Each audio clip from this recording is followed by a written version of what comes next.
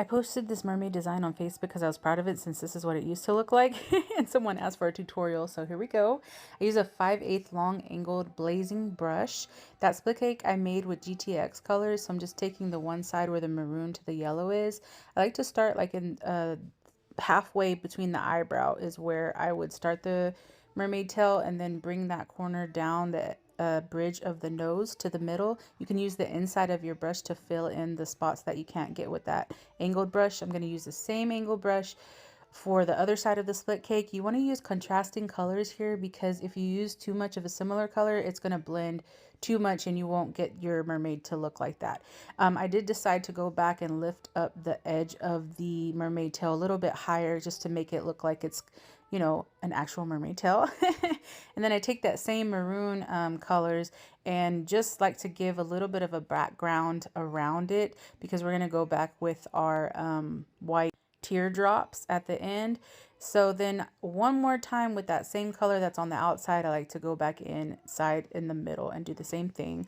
Now we're going to take some glitter. If they want glitter, I always try to use it. If they don't want glitter, I take a fan and dry that part, because it does help whenever you're sponging down their mermaid scales. You can use any kind of scales, but I have this small one that works perfect, and I like to dab it instead of rub it because it does come out a lot better. Now I'm going to take a Paint Pal Swirl 3 brush to do my lines, and I'm basically just going to take that color on the outside, which is Sangria from GTX, by the way, and I'm just going to outline the whole mermaid tail, and then bring the little corners where the tips are, bring those lines down and kind of just swoosh them down so that they come to a nice point and they're not too thick of lines.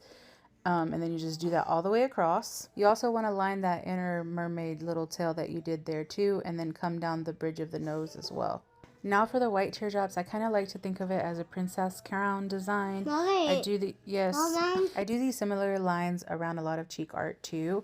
And then I started to do a little swoop down.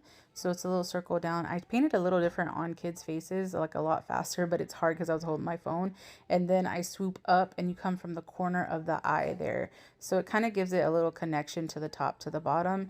Then I like to take the line around the eye and do a few dots down the middle. And the last part you could do is just kind of highlight the tail like every other place.